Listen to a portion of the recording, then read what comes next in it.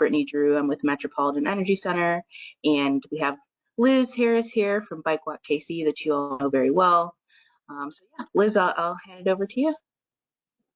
Thanks, Brittany. Hi, everyone. It is a pleasure to be able to present this DIY webinar in partnership with the Metropolitan Energy Center. We had such a great garden party and tour of the Project Living Proof House and Gardens last week, and I know that several of you got to attend that, and so you're looking forward to this little lunch and learn with us.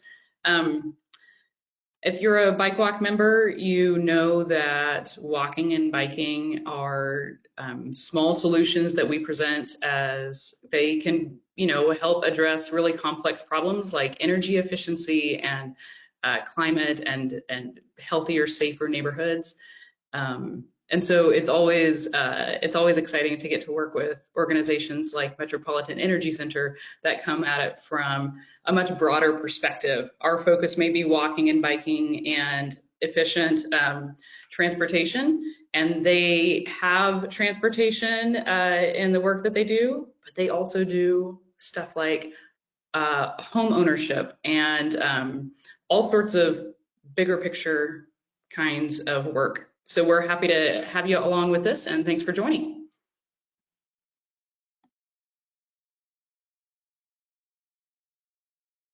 Okay, do you want me to get started? Can everybody see my screen? Yep, go ahead. You can get started, Mary. Well, thanks for asking me to present this. This is a really fun presentation. I enjoy sharing it. Feel free to ask questions in the chat, and I'll just get started. We are Metropolitan Energy Center. We turned 40 this year, and we specialize in transportation and buildings, which is, we love doing things with Bike Walk KC because it's just such a nice complement to the programs that Metropolitan Energy Center manages. So we're just really happy to be here and collaborate. If you have any questions on what we do specifically in the transportation department, we can certainly hook you up with somebody from that side of MEC. Brittany and I on today are with the buildings side of MEC. Just so you know, I can speak to this because I did this for 12 years. I spent as a residential energy efficiency specialist, which means that I did both new construction and existing home energy audits. And it really, I worked on hundreds of properties during my career doing that, and it really gave me a good understanding of how buildings work, and both the good, the bad, and the ugly, and what we can do ourselves to alleviate. So I'm starting out with this slide just as a sense, to give you a sense for what type of dollars and cents you are talking about when you're talking about conservation versus generation. The green, energy field is when the layman thinks of items in our industry, they immediately think of the generation side. It's been in my experience. We'll normally think of solar panels or wind farms. And really the cleanest energy is energy not used. And conservation has a lot of impacts, not just on our utility bills, but also on our health and well-being and the durability of our buildings. But it's also a really great investment. Return on investment on average is usually better. This is an example of a lighting retrofit, but there are many other examples of retrofits that have a faster return on investment than solar. So always conserve first, and that way your solar will go a lot farther. If you slap solar on your roof before you even start weatherizing your home or building, then you're just subsidizing waste, I like to say. So let's talk a little bit about what the concepts are in building performance first, before I go from the bottom up through the average home and what you can do yourself. So this may seem really basic, and perhaps for everybody in the audience, it is very basic. But the first law of thermodynamics is that energy, heat, i.e. heat, moves from hot to cold and not ever in the opposite direction. I like to use the analogy of just our own bodies being outside on a cold winter day. If you go out without a jacket, you're going to feel cold really fast. And that is not the cold seeping into your skin, that is the heat leaving your body. And we put on a jacket to insulate ourselves. So as the heat leaves our body, energy kicks in, we start burning calories to keep our body at 98 degrees. It's the same with the house. We need insulation, which would be, say, like a fleece for your body. And then you also need air sealing, which think of that as the windbreaker when you're out in the cold. To keep the energy in, you need to insulate and air seal. We also need to talk a little bit about the science of pressure differentials in buildings. So, our buildings are using equipment inside that change the pressures inside the envelope and either draw air in or push it out. And then the weather has a huge impact on what's happening with the pressure plane in your building. So in the winter, I know I just said that cold never moves, but if it's dealing with a pressure differential, you're going to have cold air moving into your building because it's pushing against, the wind is pushing against your building. So it's forcing the pressure to draw in that cold air. And as you draw that in, you need to, the house needs to equalize that pressure. And so it's going to push usually warmer, expensive air that you've just paid to heat out the top of your envelope. So with that little tiny tutorial about how a building uses energy, I'm just going to go, like I said, from the bottom to the top of the house and explain what low-hanging fruit would be in the building in order to go ahead and do things yourself on a rainy day, because it's going to be really hot this weekend, and so there's really not going to be much fun to do outside except for maybe sitting in a pool, or you could do a DIY project to get ready for what will be coming winter. So our basement. In the Midwest here, this is usually where we find our heating and cooling equipment and water heater. We have our ductwork down there. If the basement's not finished, it's exposed, which that's good news for DIY project doers out there, because it's easier to fix your ducts. And then we'll talk a little bit about some health and safety issues with water infiltration and equipment. So which below is best practice?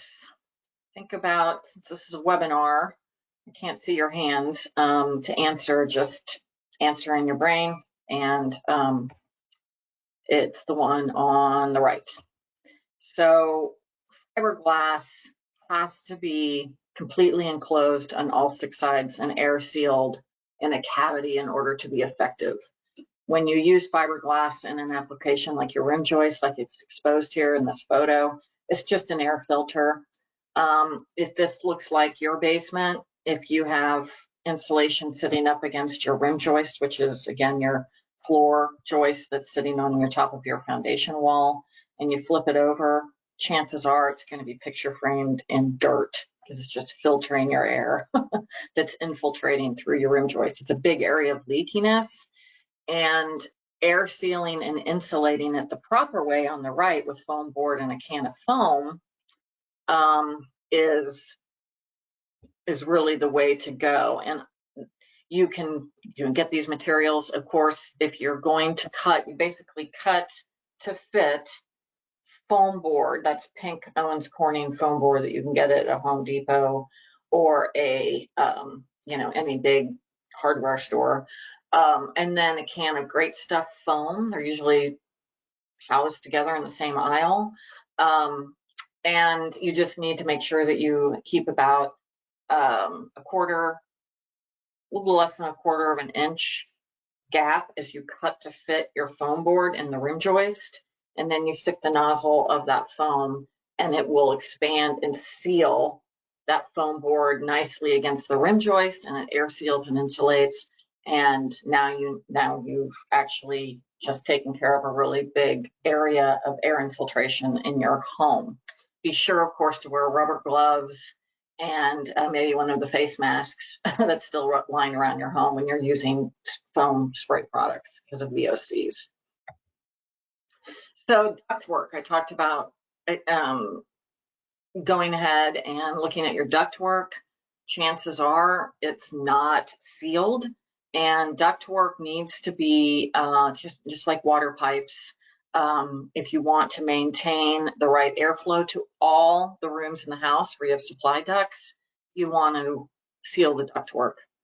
And so the tools of the trade to do it correctly are aluminum foil tape, also known technically as UL 181, or also you can use mastic. What you don't want to use is the improperly named duct tape. It's horrible. Doesn't have any staying power. It's not going to stay as a sealant on your ductwork. And so if you're using one or the other, you just go to your exposed ductwork and seal every seam, connection, and any gaps with the foil tape or a bucket of mastic. And mastic is pretty messy, so if you care about, it's probably you need to deal with it like you would deal with paint, like putting down a drop cloth underneath where you're going to be painting mastic on your ductwork. One last tip too, this is something that I would find on energy audits that people were uncomfortable was just that maybe a damper to the bedroom was completely closed. And so this example is obvious. It has a closed open big handle here, but a lot of them are just this. A lot of dampers are just indicated by just a screw and a washer or something here that you have to, you just maybe even use a little bit of a wrench to open and close your dampers, but it's a great idea to go down and check those too.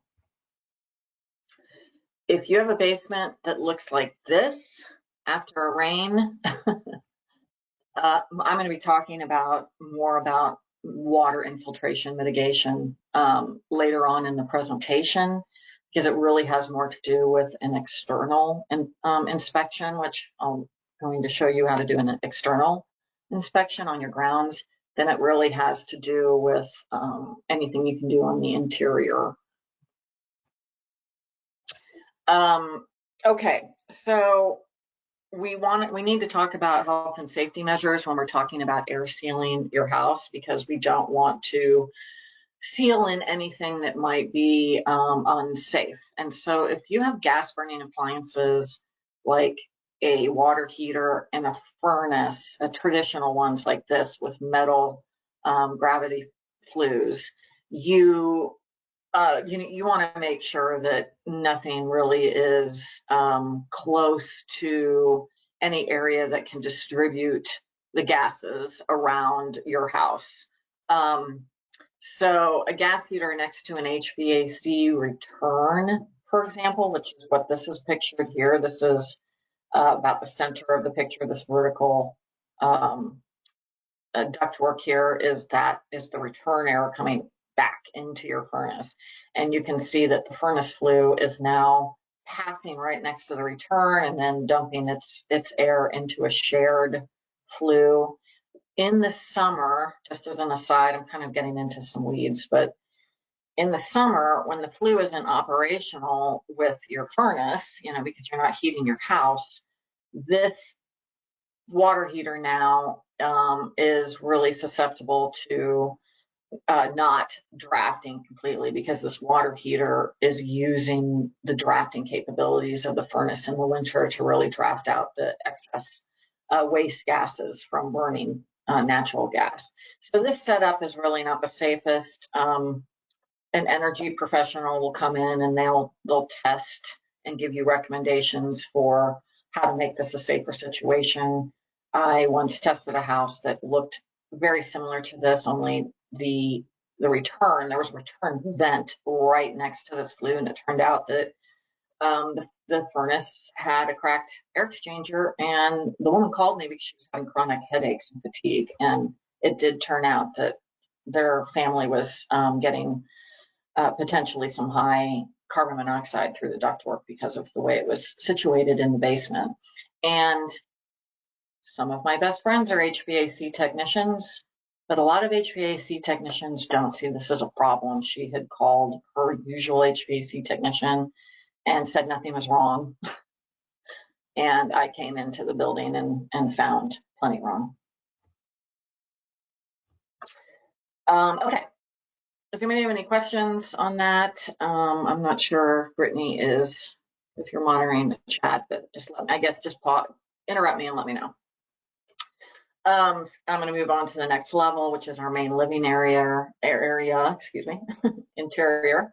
And so I'm going to touch on windows, doors, lighting, and then a couple of more health and safety issues with the kitchen stove and the bath fan. So windows and doors. Windows and doors get a lot of marketing dollars thrown that way. There's a lot of, they're expensive and need advertising to be sold.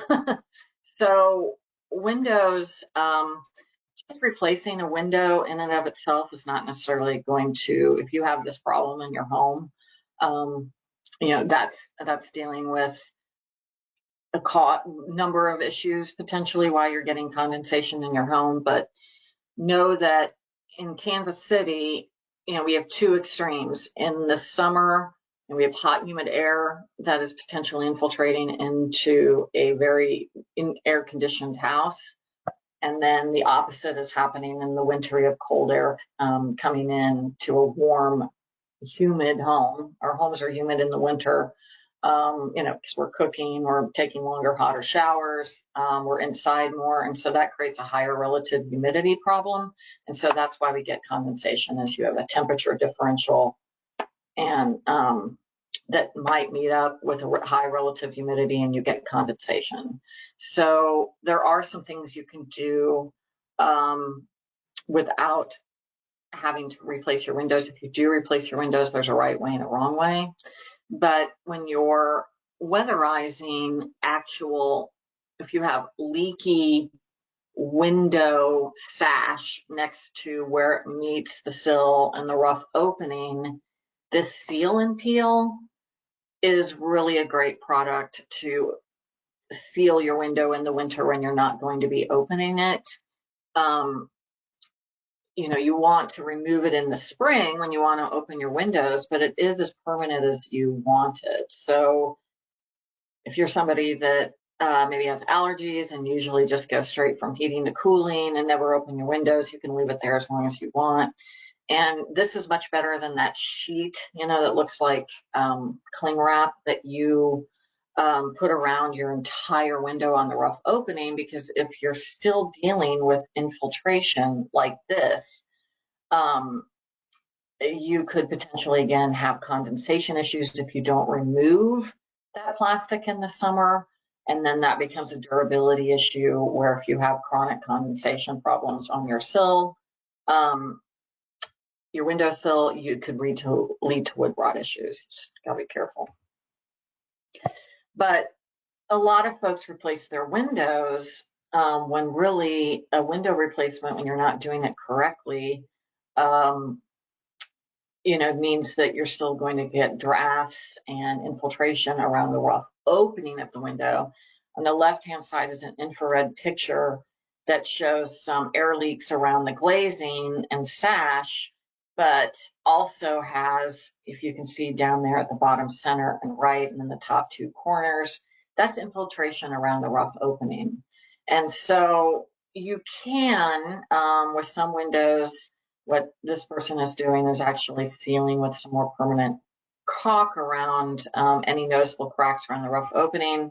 But really, this is also something that means if you want to get a full window replacement, ask the window companies that you're potentially hiring if they do a full air sealing, if they can take off the trim and air seal around the rough opening with permanent foam product. And so you actually are doing the window replacement correctly. And then you can also, instead of doing a full window replacement, you can actually add energy efficiency storm windows on the exterior. It's about a third of cost of replacing your windows. And as long as you've got a good rough opening sealant, it's as good as a full window replacement. So a door, all it is really is weather stripping and a sweep on the bottom of the door with maybe a threshold if you don't already have one, to really air seal a door correctly. You'll want to make sure you have that sweep at least, not just the weather stripping. So when you can, replace your light bulbs. Now, the incandescent, I guess, is officially being retired. And, you know, the light bulb, the efficient light bulb has come a long way. Just in the last several years, the technology has improved. The lighting is better. LEDs give you a lot of different color options. LEDs really are kind of fun now. I have some LEDs in my house that change color. So if I'm feeling whimsical, just have it changing color rather than have it on a steady light. But I think you saw the return on investment side. Lighting is a big one. If you still have incandescent light bulbs, change them. Don't wait till they burn out. Change them immediately. It also adds heat in the house. Incandescents, there's a reason why they were used in the Easy Bake Oven when I was a kid. They produce a lot of heat. They're great for incubating chicks, and that's about it. Yeah, LEDs are 85% more efficient. Okay, so speaking of humidity, bath fans can be a really great thing if they're actually drawing air. And to make sure that your bath fan isn't blocked or clogged with lint, you can do a really easy test. You can take a sheet of toilet paper, get a little step stool, and stand up right under the bath fan. And if it sucks the toilet paper right up against it, it means it's drawing pretty well. And the second thing, after you test it, you need to use it. So if you don't use it, again, that's when you're introducing potential relative humidity condensation problems into your house and why mold grows in your bathroom. So again, if you have a bath fan, use it. If you don't, and privacy isn't an issue, you might as well just shower with the door open in your house. Yeah. Okay. Kitchen fans are also an immediate health issue if you have a gas stove.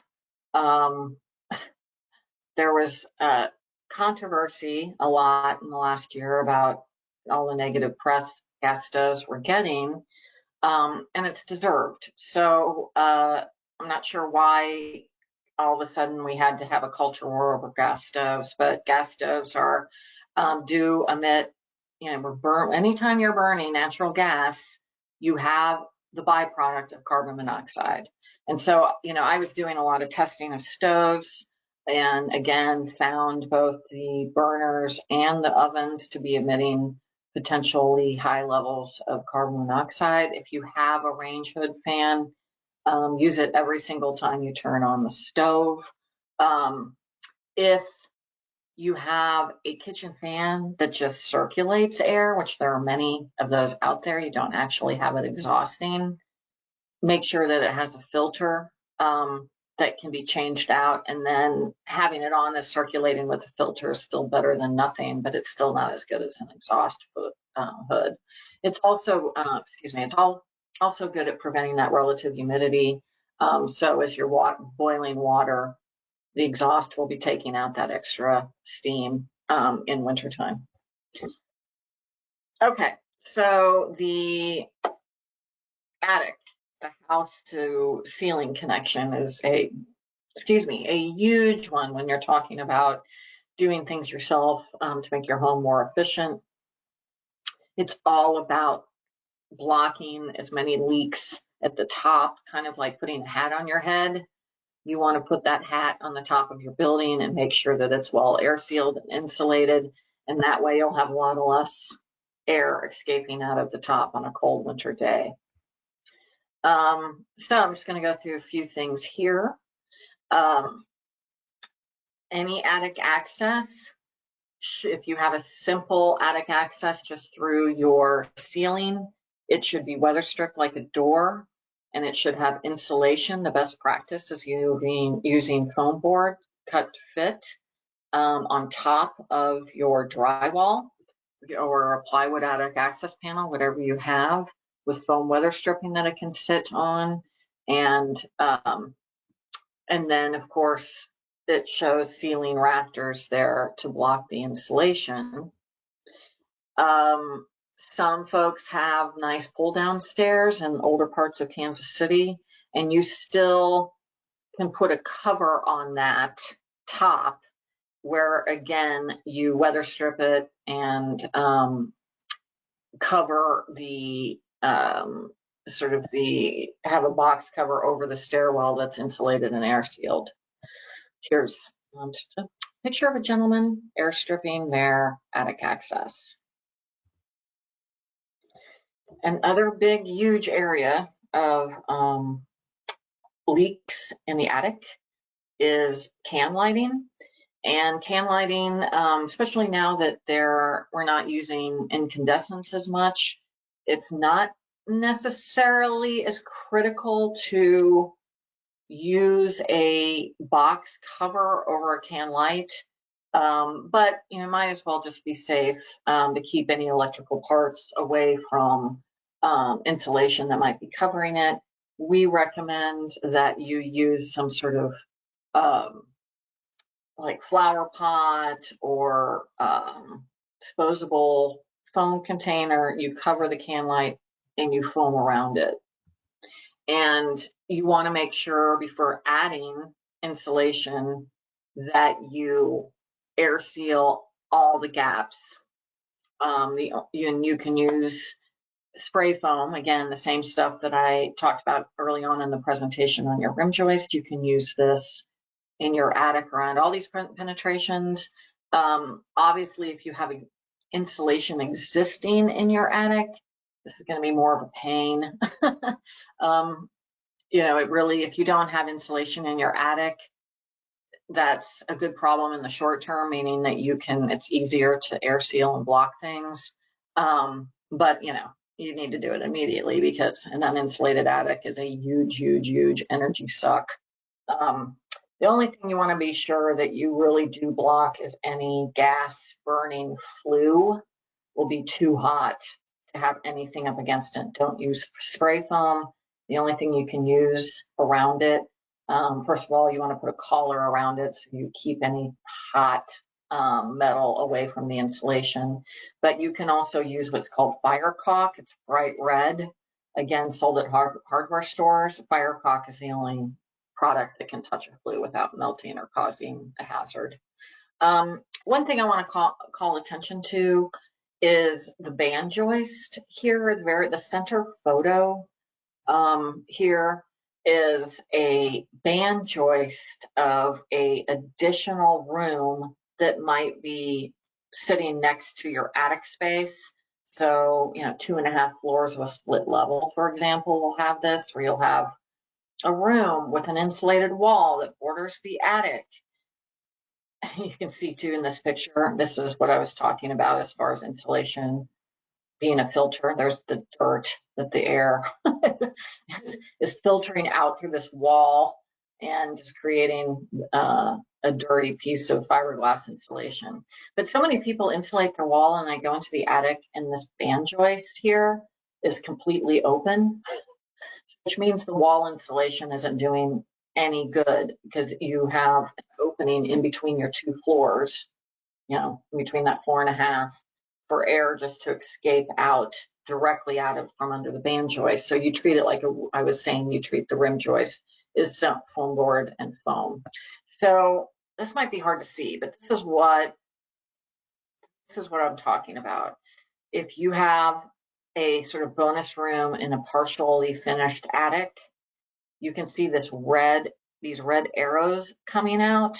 This is what I mean by that. If you don't have this blocked here, you're letting air escape out through the top of this floor here through this band joist.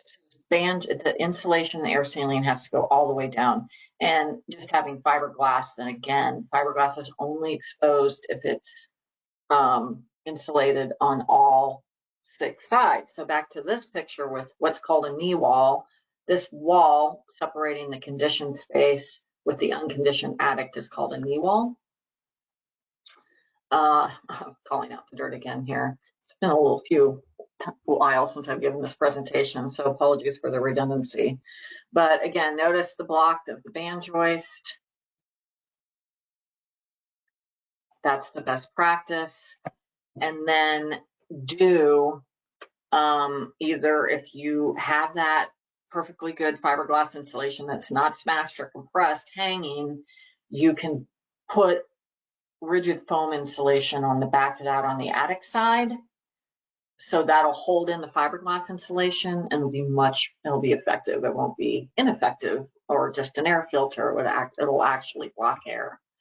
Don't just leave fiberglass bats, again, unsealed on the attic side. This with an infrared camera on the conditioned side is going to be really ugly. You can add your own insulation into the attic. Large hardware stores, many of them have attic blow-in machines where you can buy loose fill fiberglass or cellulose and blow that in yourself. Of course, remember to use gloves and a face mask. Best practice is cellulose, which is recycled newspaper that is treated with anti-inflammatory and an insecticide that's healthy for humans. And pests hate cellulose. It's sort of counterintuitive because fiberglass is itchy and scratchy to a human, and cellulose feels soft like a bedding. But pests really don't like to nest in cellulose. And cellulose is better too if you already have some loose bones cellulose or fiberglass in an attic and it's too hard to do that air sealing like I talked about a few slides ago with foam. Blowing cellulose over existing insulation is going to be much better air cap than fiberglass. Fiberglass, again, is much more effective when it's in a wall and covered with all 6 sides. Don't use the rolled insulation. If you are going with fiberglass, you need a blown-in product up in the attic so it'll settle into all the cavities and cracks. Rolled is just going to act as an air filter. Again, it's not really going to insulate. Mary? Yes. We have a question, so I'll just read it for you really quickly. Okay. We have a question, and it's asking, should the metal collar around the hot flue create an airspace of any minimum size? For example, 1 inches or 3 inches? 3 inches. Then can 3 inches? Mm-hmm. Yeah. Good then question. Can insulation be placed around right against the collar? Yes. Okay. Great question. Yeah. As that collar, you can then have insulation up against that protective collar. Yeah, no problem. Thanks. Thank you. Great question.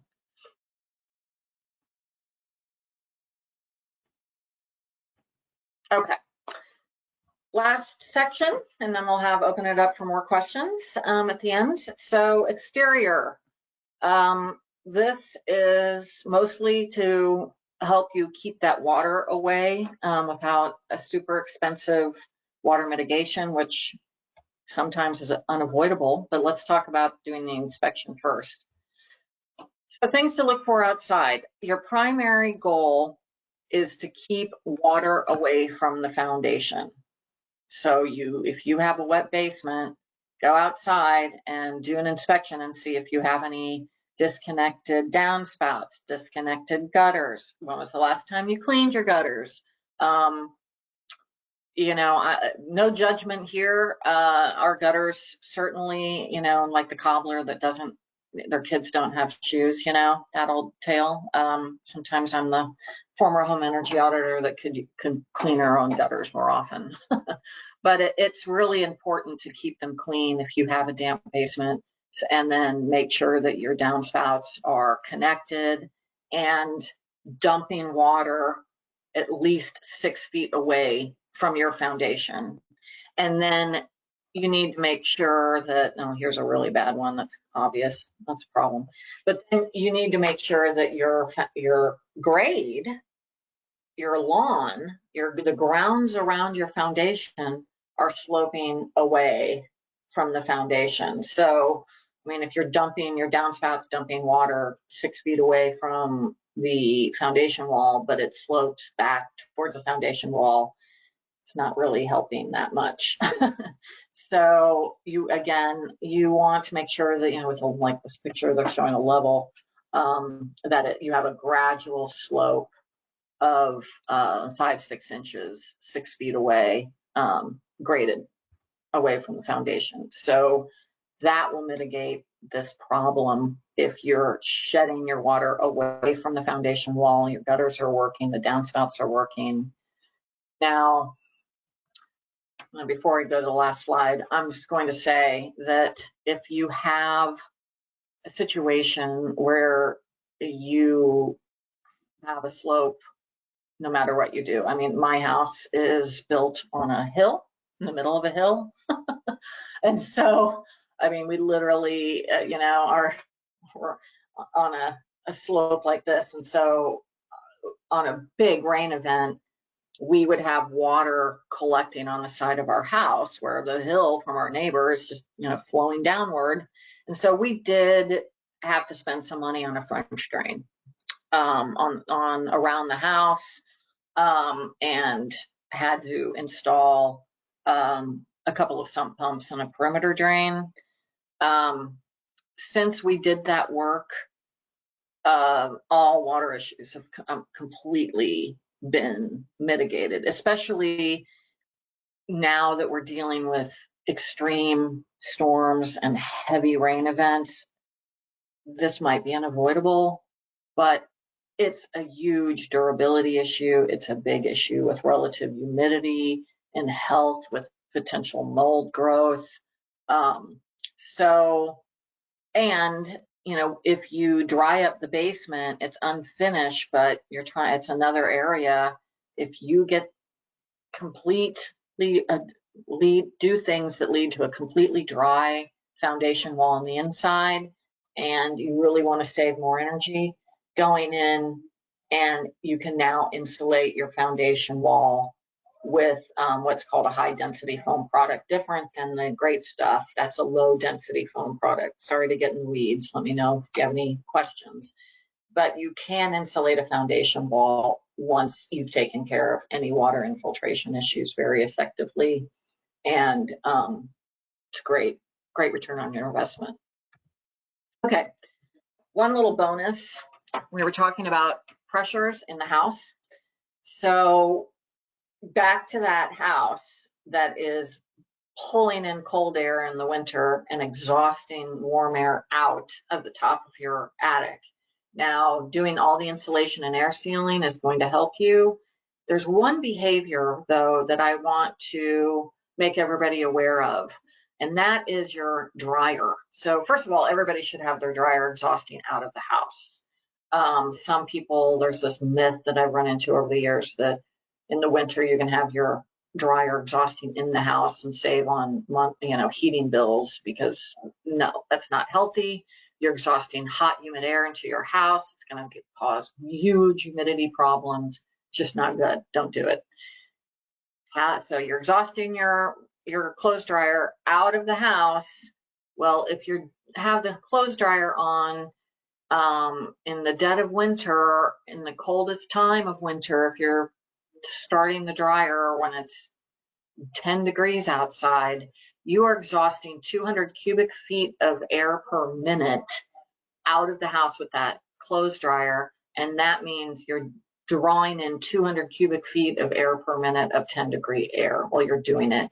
Pressure has to equalize in a house. It's always going to be if 1 cubic feet of air comes in, 1 has to go out.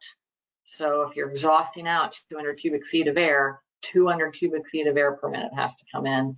And so in the hottest part of summer, if it's sunny out and you have room for a clothesline, it's awesome. You can save a lot of energy.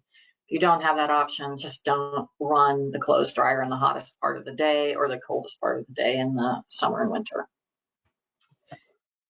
That's it. That's my DIY presentation. Thank you for listening. Do we have any more questions, Brittany?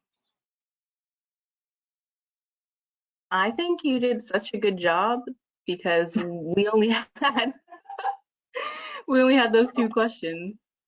Of course, that's it, right? Hopefully it's not that I put everybody to sleep.